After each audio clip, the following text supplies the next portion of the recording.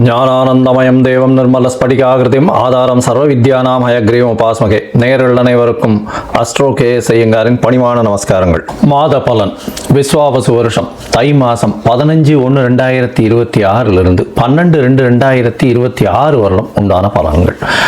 மாத பலன்னு சொல்லும் பொழுது மாத கிரகங்களான சூரியன், செவ்வாய், புதன் மற்றும் சுக்கிரனுடைய மாறுதல்களை வச்சு சொல்லக்கூடிய பலன்கள்.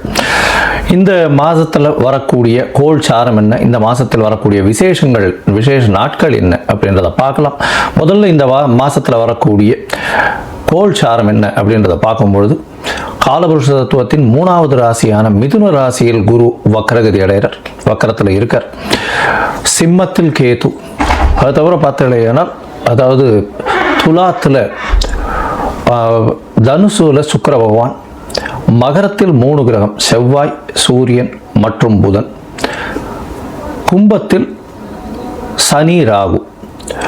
இந்த மாதத்தினுடைய ஆரம்பத்தில் இருக்கக்கூடிய கிரக நிலை இது. அதற்கு பிறகு மாறுதல்கள்னு பார்க்கும்பொழுது 15/1/2026 அன்னைக்கே சுக்கிரன் 10ஆம் இடமான மகரத்துக்கு போகிறார். அதாவது காலபுருஷ தத்துவத்தின் 10ஆம் இடமான மகரத்துக்கு போகிறார். அதற்கு பிறகு பார்த்தீங்கன்னா மகரத்தில் இருக்கக்கூடிய புதன் கும்பத்துக்கு 29/1/2026 அன்னைக்கு போகிறார்.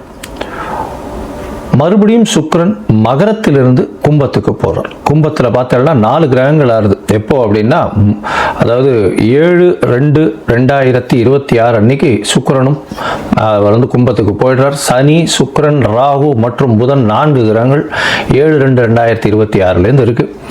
இந்த மாசத்துல ஒரு பெரிய விசேஷம் என்னன்னா, சூரியன், செவ்வாய் இந்த 2 கிரகங்களும் மகரத்திலேயே ஃபுல்லாக இருக்கார் இந்த காலகட்டத்தில்.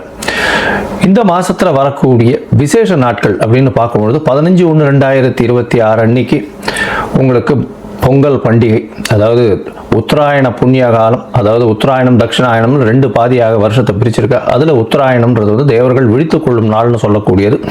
எல்லா விதமான சுப காரியங்களும் செய்யக்கூடிய காலகட்டமாக இந்த மாதம் அமையிறது. உத்தராயணம் தை பிறந்தால் வழி பிறக்கும்னு சொல்லக்கூடியது. உத்தராயணத்தில் எல்லா விதமான ஏற்றங்களும் இருக்கும். தை மாதம் முதல் நாள் பொங்கல் பண்டிகை, அதாவது உழவர்களுக்கு பெரிய திருநாளாக சொல்லக்கூடியது. அதாவது அவங்க சூரிய நமஸ்காரம் பண்ணக்கூடிய காலகட்டம். இந்த வாட்டி பார்த்தலையானால் துவாதசி அன்னைக்கு வருது. அதாவது தை பொங்கல் துவாதசி 15/1/2026 துவாதசி கேட்ட நட்சத்திரம் வேற வருது. இந்த பொங்கல் வைக்கக்கூடிய சரியான நேரம் பார்த்தலையானால் 9:30 10:30 சுக்கிரஹோரை, சுபஹோரையான வியாழக்கிழமையில் வரக்கூடிய சுபஹோரை. இது 9:30 10:30 மணி வருது. இது ஒரு நல்ல நேரமாக சொல்லக்கூடியது. குளிகை நேரமாக இருந்தாலும் இது ஒரு நல்ல நேரம். குளிகை நேரம் நல்ல சம்பவங்கள் நடக்குமே ஆயின் அது மறுபடியும் வரக்கூடிய வாய்ப்புகள் மிகவும் அதிகம். அதனால் பொங்கல் பானை வைக்கக்கூடிய நல்ல நேரம்னு சொல்லக்கூடியது காலை 9:30 10:30 மணிக்குள்ளே வைக்கிறது ரொம்பவுமே சிறந்தது. இந்த காலகட்டத்தில் உங்கள் எல்லாருக்கும் என்னுடைய பொங்கல் நல்வாழ்த்துக்களை சொல்கிறேன். நல்லபடியாக இருக்கும்.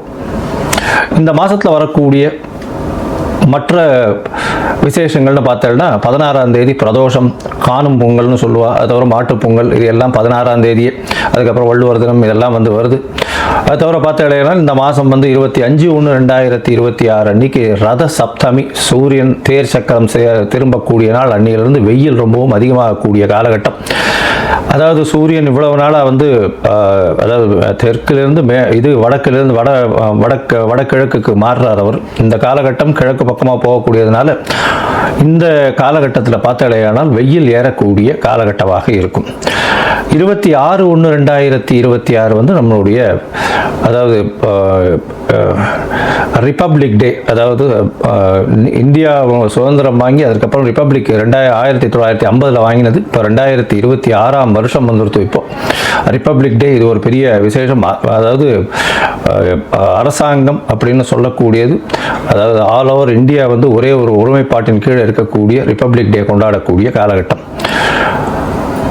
26ஆம் தேதி அன்னைக்கு வாஸ்து அதாவது இந்த 26ஆம் தேதி அன்னைக்கு வாஸ்து புருஷன் கண் விழிக்கும் நாள் அன்னைக்கு வந்து பார்த்தோம்னா கார்த்தால 9:52 11:22 வரலும் உண்டான நேரம் வந்து வாஸ்து கண் விழிக்கும் நாள். இந்த காலகட்டத்தில் புதுசாக மன பூஜை போடுறது, அஸ்திவாரம் தோன்றது, அதை தவிர டாக்குமெண்ட் சைன் பண்ணி கொடுக்கறது, இதெல்லாம் வந்து பண்ணுறதன் மூலியமாக எந்த ஒரு ப்ராஜெக்ட் நீங்கள் ஆரம்பிச்சிங்கனாலும் அது வெற்றிகரமாக முடியக்கூடிய காலகட்டமாக அமைய போகிறது.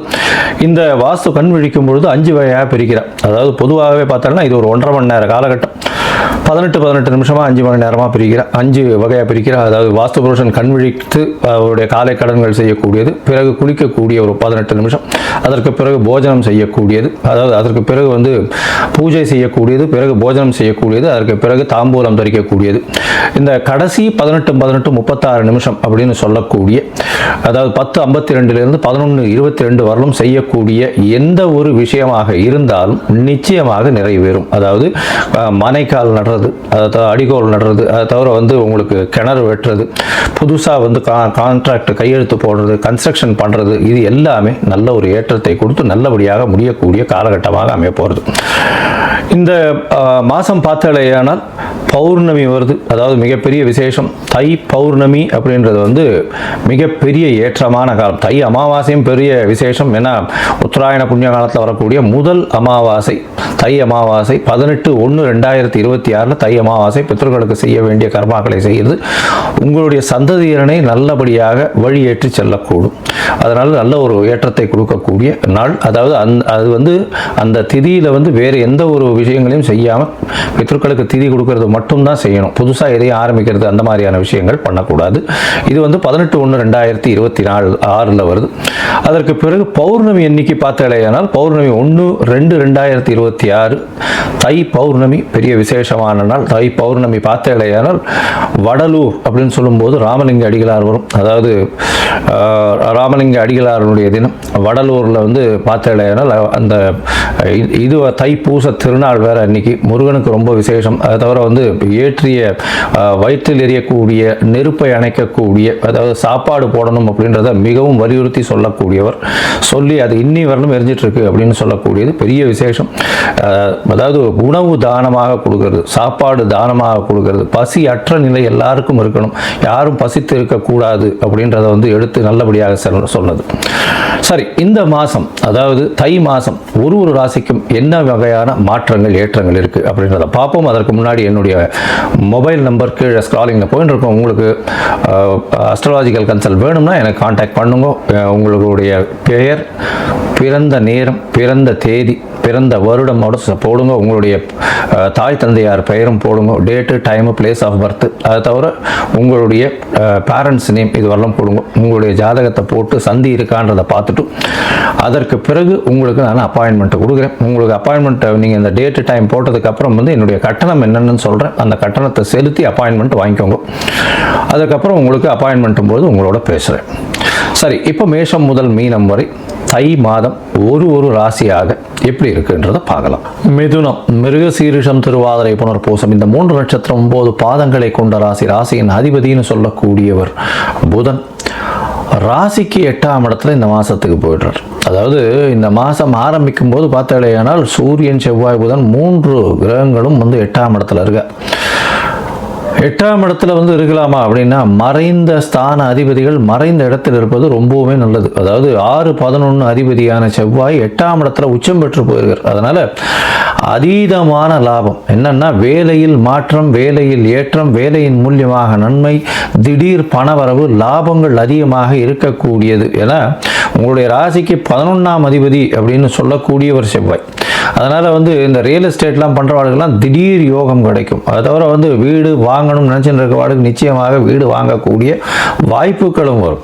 என்ன ராசியில் குரு பகவான் வக்ரகதியில் உட்காந்துருக்கிறதுனால ஒரு தீர்க்கமான ஒரு என்ன சொல்கிறது ஒரு டெசிஷன் எடுக்க முடியாத நிலையை அடையக்கூடிய வாய்ப்புகள் ரொம்பவும் அதிகம்.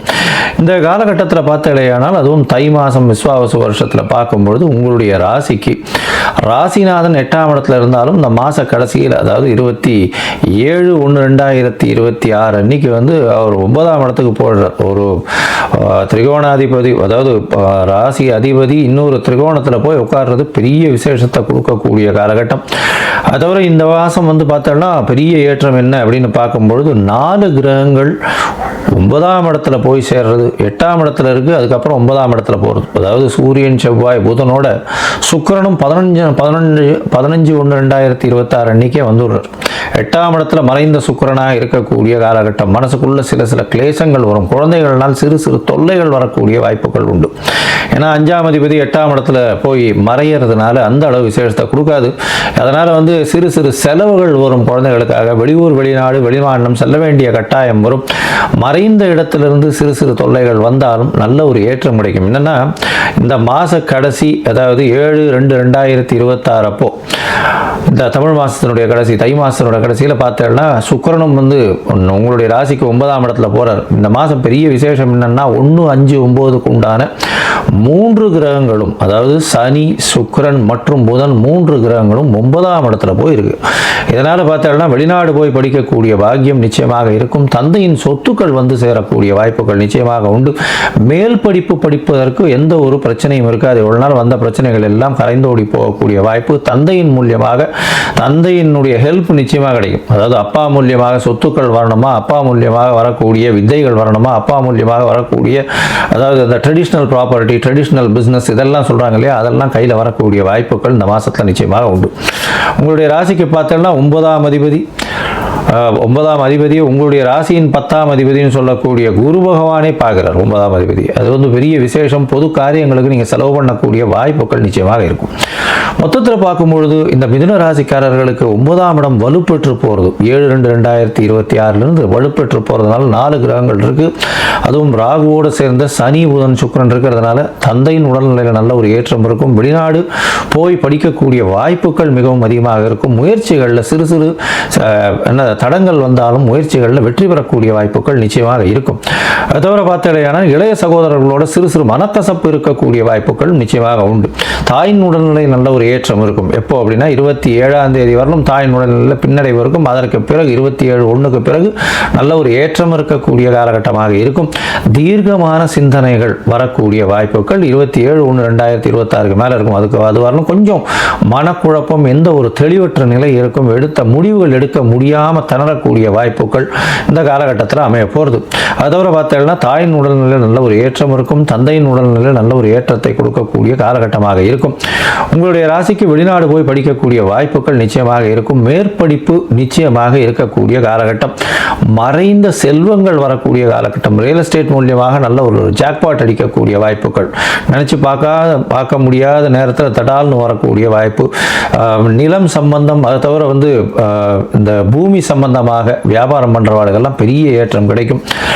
இந்த காலகட்டத்தில் பார்க்கும்பொழுது அதாவது போட்டிகளில் வந்து நிச்சயமாக வெற்றி வரும். போட்டி தேர்வின் மூலியமாக வெளிநாடு வெளியூர் போகக்கூடிய பாக்கியம் நிச்சயமாக கிடைக்கும். அது தவிர பார்த்தீங்கன்னா இந்த நெருப்பு சம்பந்தமாக, இந்த வெல்டிங் அந்த மாதிரியான விஷயங்கள், எலக்ட்ரிக்கல் எலக்ட்ரானிக் இன்ஜினியரிங் பண்ணுறவங்க, ஆர்ட் டைரக்டர்ஸ், அதை தவிர வந்து இந்த எழுத்து பணியில் இருக்கிறவங்க, இவங்களுக்கெல்லாம் வந்து பெரிய ஏற்றம் கிடைக்கக்கூடிய காலகட்டம். இந்த மாதத்தில் உங்களுக்கு வரக்கூடிய சந்திராஷ்டம நாட்கள் அப்படின்னு சொல்லக்கூடியது வந்து 18/1/2026 20/1/2026 வரணும். இந்த சந்திராஷ்டம நாளில் வந்து புதிய முயற்சி வேண்டாம், வெளியூர் வெளிமாநில பிரயாணம் வேண்டாம்னு சொல்கிறோம். ஒருவேளை பண்ண வேண்டி இருந்தது ஏனால் சந்திர பகவானுக்கு உண்டான எளிய பரிகாரம்னு சொல்லக்கூடியது பக்கத்தில் இருக்கக்கூடிய கோவிலில் உங்களால் முடிஞ்ச அளவு நெல் தானம் கொடுத்துட்டு போங்க. அது பண்ணிட்டு போன இல்லையானால் கண்டிப்பாக சந்திராஷ்டமத்தின் தாக்கம் குறையும். சரி, இந்த மாதம் வந்து நீங்கள் ஹயக்ரீவரை போய் வணங்கிட்டு வாங்க. தை மாதம் வேறு. இப்போ வந்து பசங்களுக்கெல்லாம் வந்து ஆனுவல் எக்ஸாம் வரக்கூடிய காலகட்டம். மார்ச்சில் வந்து ஆனுவல் எக்ஸாம் வந்துடும். அதனால் இப்போ முதல்ல உத்தராயணம் பிறக்கும் பொழுதே போய் ஹயக்ரீவரை போய் சேவிச்சுட்டு வாங்க. ஹயக்ரீவரை சேவிச்சுட்டு வந்து கல்விக்கே வந்து அவர் தான் வந்து குருவாக சரஸ்வதிக்கே குருவாக சொல்லக்கூடியவர். அதனால் ஹயக்ரீவர் கோவில் செட்டிப்புண்ணியமில் இருக்குது, போயிட்டு வாங்க. திருவையீந்திரபுரத்தில் இருக்குது, போயிட்டு வாங்க. அது போயிட்டு வர்றதன் மூலியமாகவும் அங்கே ஒரு ஏலக்காய் மாலை போட்டு வர்றதன் மூலியமாகவும் உங்களுக்கு வரக்கூடிய வந்த எந்த பிரச்சனைகளும் நிச்சயமாக சூரியனை கண்ட பனி போல விலகி செல்லக்கூடும்.